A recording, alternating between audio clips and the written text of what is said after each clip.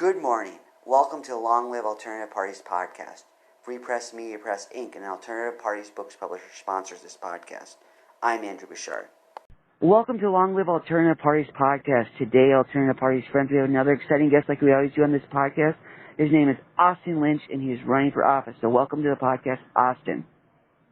Hey, thanks so much for having me. Austin, we're glad to have you. So let's get started by you kindly giving us an introduction to yourself, a brief biographical sketch. Sure. So my name's Austin Lynch. I'm running for West Virginia State Senate in District 12. In a nutshell, I'm a husband. I'm a father of two adopted girls. I'm a Operation Iraqi Freedom veteran. I'm currently a pastor and a hospice chaplain, and I've been a lifelong West Virginian. Oh my, that's a lot of interesting stuff. So if you don't mind me asking, how do you balance running for office with being a pastor? Yeah, so I've always been interested in politics and policy, and have always been involved, especially when it comes to voting and making sure that I'm an informed voter. But I worked bivocationally, so I worked for the federal government for years, and I pastored.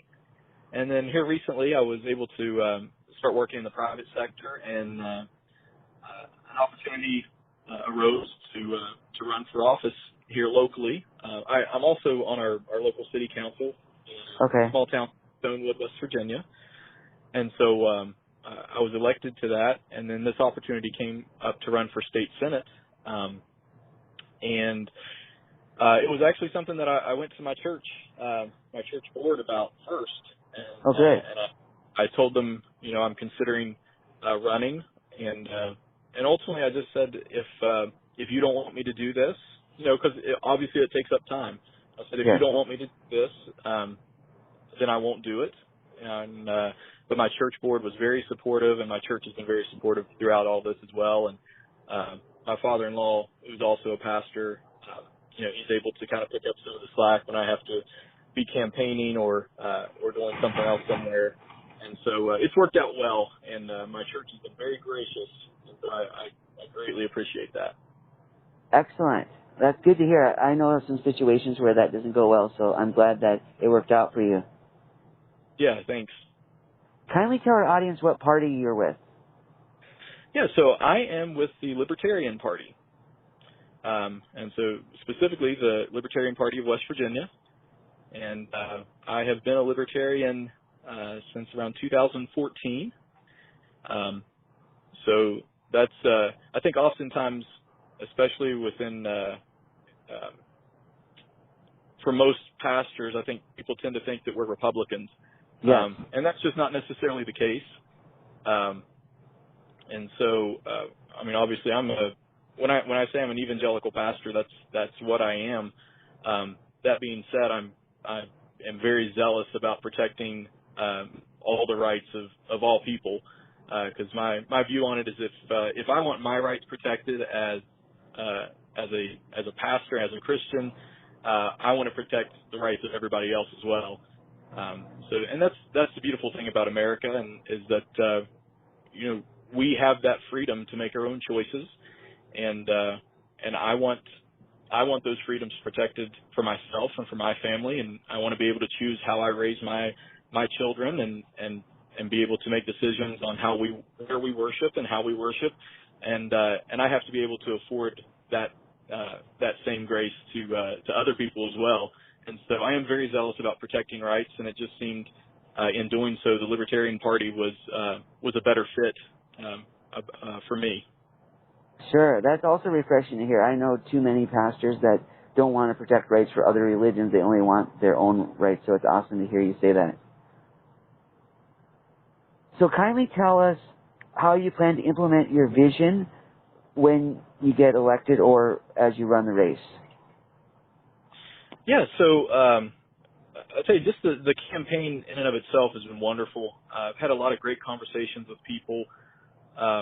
I have been pleasantly surprised at the number of people who are open to the possibility of voting for a third party. And I think a lot of that is because within this race, there is no Democrat. Oh, wow. It is between me and a Republican. It's a head-to-head race, and for a lot of Democrats, they're saying we don't have a candidate in the race, but we don't want to vote for a Republican. For a lot of Republicans, they're looking at it and they're frustrated, feeling like that the Republican Party has maybe sold them out at some point, and so they're looking for another option. And then at least in West Virginia, and I think it's probably true nationwide, but the largest growth in registered voters is in the independent or no party affiliation. Okay. And so a lot of people are becoming more open to taking a look at people outside of just the duopoly. So that's been really helpful and really good as I've been talking to people. They've been open to listening.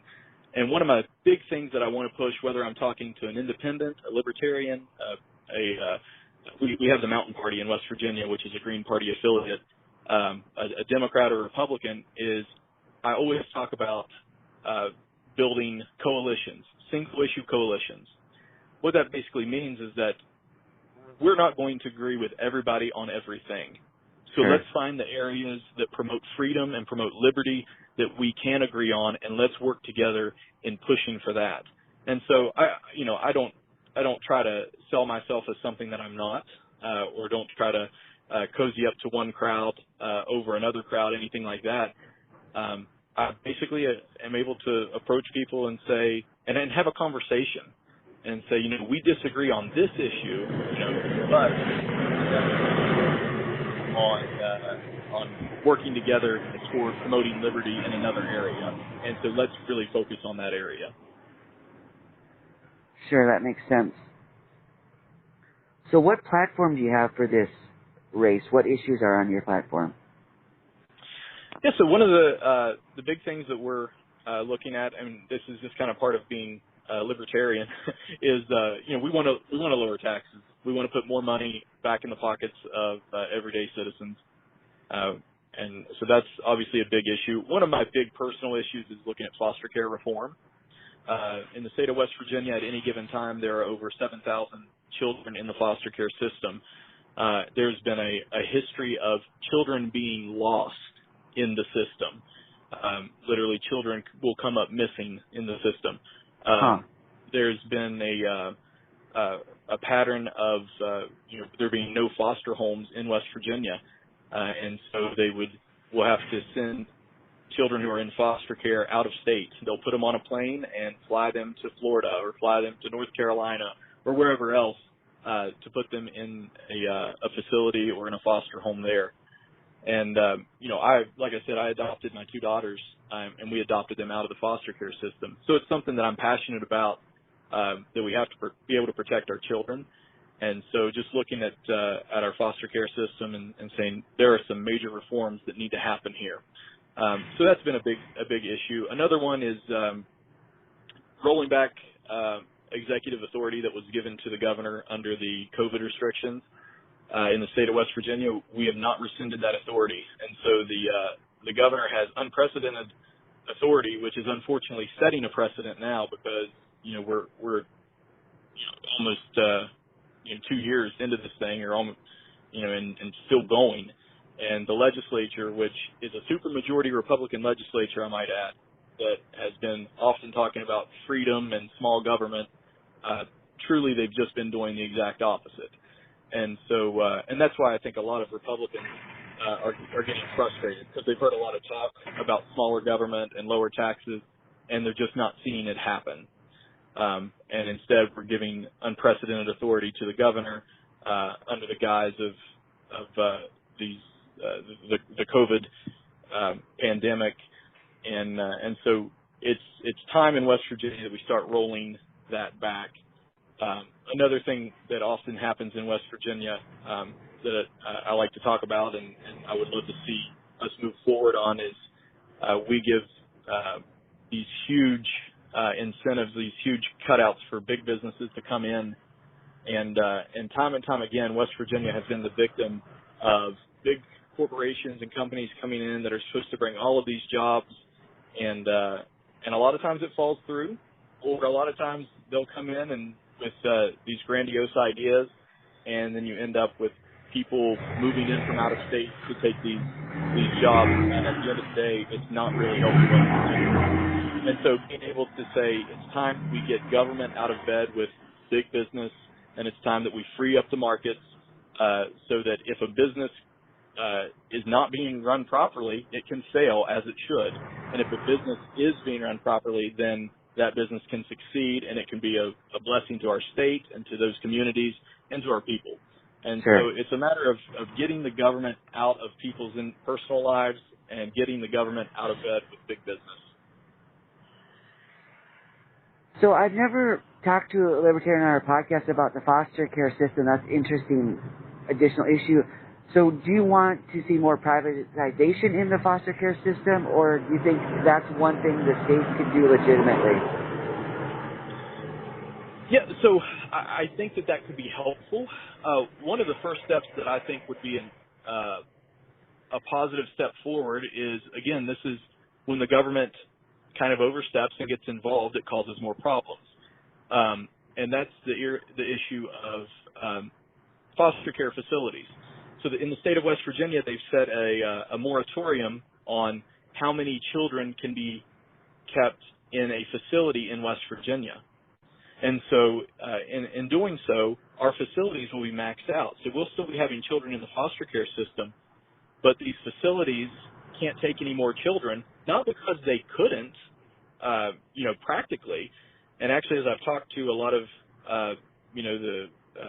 the leaders in these facilities, they say, we would love to take more children. We have the space, and it would actually financially be beneficial for us to take more children.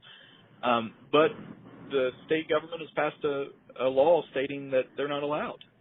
And so instead of allowing children to at least stay in the state, we're sending them out of state. And so that's been a major issue that I think if we would just repeal something like that, that would be a huge boost and a huge help within the foster care system. And I think taking a big look at how we're spending the money, taking a look at what we're actually doing when it comes to CPS and Child Protective Services, I think we have to be able to sit down and have a conversation, because ultimately there are children that need protected, and our government's failing to do that, and individuals are failing to do that, and so we need to have a conversation, and we need to see what's going to work and see how we can fix it. But yeah, that first step I think is just a practical first step that would be helpful. So what is your campaign strategy? How do you plan to reach the voters in your area? Staying busy. So since I announced my candidacy, I've my wife and my kids, and like I said, my church, everyone has been very, very helpful and very gracious. Good. There have been a lot of fairs and festivals and parades in our area, and so I'm showing up. I'm showing up. I'm talking to voters. I'm handing out literature and pens, and driving through the parade, and whatever we can do to let people know I'm here. I actually care about West Virginians. I actually care about your community, and I want to make a positive change, and I want to help protect your freedoms.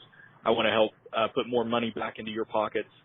I want to help protect your kids, and so those are important things. Is just being able to get out in front of people who will be voting and let them know you're not ignoring them, or you're not trying to just run a campaign by sitting behind a computer screen, but you're actually getting out into the community and you're actually getting involved. And sometimes we'll show up to things. I say we, like my wife. My wife and I will show up to things like a town hall meeting that maybe I'm not necessarily speaking at or anything like that, but I want to hear what issues are going on in that county or in that city. I want to talk to the people who are there and see what we can do to practically help that will promote liberty and that will be beneficial to everybody. And of course, being a libertarian, I think the more we can promote liberty, the more beneficial it is for anybody and everybody across the socioeconomic divide. So, but that's been the main thing: getting out there, knocking on doors, showing up to the fairs, the festivals, and just being available, answering questions as people ask, and making sure that they know there is an open line of communication, and that wouldn't change if I'm elected either. That open line of communication is always going to be there. That's good to hear. So speaking of socioeconomics, what are the demographics of the district that you're running for? It varies. And so our legislature recently redistricted the state. And so my district, if you know anything about West Virginia, it spans from the western part of Taylor County and kind of is this, this almost narrow shot that goes through Harrison County, which is where I live, and then Lewis County, Gilmer County, and Calhoun County. And I'll say the economics in Harrison County versus the economics in Calhoun County are very different. The cultures in Harrison County versus Calhoun County are very different. And so you can't just come at it with a broad brush and say that we're going to fix everything. I think you have to be able to look at, and this was one of the reasons that when I was debating on whether I should actually run, one of the things that came to mind was thinking of counties like Gilmer County and Calhoun County, which are two counties that are more rural in our area, in this district, and just could use an economic boost.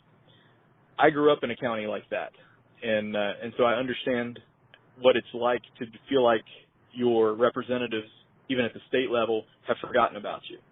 And so I made it a point to go down to Calhoun County multiple times, and I'm not done going there, but in Gilmer County multiple times to talk to people and to let them know, I'm promising you, I might live in Harrison County, but I'm not going to forget about everything you're going through down here, and we're going to work to try to try to build this economy down here. Where you take areas in Harrison County that, economically are doing really well. Not all of Harrison County, but there are definitely areas where they're doing well. And I kind of want to put it like the analogy of a firefighter. The firefighter goes to the house that's on fire. It's not that he loves the house that's on fire any more than any of the others. It's just that's the one that needs the most help at the time. And so I just want people in those rural communities to know they're not forgotten about, and to work toward some economic development in those areas. That sounds like a good way to do it. So kindly tell us about your ballot access struggles. Are you on the ballot already? Did you get on the ballot? How did that work? What are the ballot access hurdles that you've had to face and overcome? Yeah, so thankfully in West Virginia, ballot access is determined, as far as parties go, determined by the gubernatorial election. And right. So in order to gain major party status, you have to run a candidate for governor, and that candidate has to receive 1% of the vote or greater. And so as the Libertarian Party in 2020, a great candidate named Erica Kalinich ran, and she secured well over the 1% that was needed. I think she was maybe close to 3% of the vote. And so that gives us ballot access as a major party in the state of West Virginia for all the down ballot races, and going up to the presidential race as well. And so that hasn't been an issue with this campaign. We haven't had to worry about that, and I'm thankful for the people that are willing to put themselves out there and take a big risk, like Erica, who ran for governor, because she's definitely made my life a lot easier as a Libertarian candidate running for state senate. So that's been one good thing about this race, because I definitely see some of my other Libertarian friends in other states that are struggling to get ballot access and struggling to get enough signatures, and honestly, it just hasn't been a concern for us. That's awesome. I'm glad you don't have to deal with that, so you can focus all your energy on your campaign. Absolutely. So Austin, kindly tell our audience how they can support your campaign. Yeah. So the best way would probably, I'd say where we're most active is going to be on our Facebook. So if you just look for Lynch for WV State Senate, our Facebook will be on there, and we have ways that you can, either through check or through PayPal, if you want to support financially. All of that is set up, and I'd be happy to walk anybody through the process if they have any questions on that. The other thing that we could definitely always use is just people who volunteer, people Sure. who want to make phone calls, or people who would want to go out door knocking, or help at fairs and festivals, things like that. Those are always helpful. And so appreciate anyone that is willing to do that. And if somebody has specific questions on how they can help, again, like I said, I mean, I'm very available. So just send us a message through Facebook, or I think our address, everything like that is on there, or send us a message. I'll be happy to give you my phone number, and we can you can call me and we can have a discussion. But anybody that wants to volunteer or wants to help out, I'm more than happy to have the help. Excellent. Excellent. So, Austin, thank you kindly for coming on the podcast today and talking about your campaign. We appreciate hearing about it. Thank you so much for having me. I appreciate the invite. And hopefully I would love to be able to come back on maybe after November and maybe celebrate a third party winning a race in West Virginia. Yes, that's a good possibility. That's a good idea. That might work out. So, Austin, we wish you all the best in your campaign and also in your pastorship and every other thing you do. Thank you so much. I appreciate the time. All right. Take care and all the best. All right. Bye.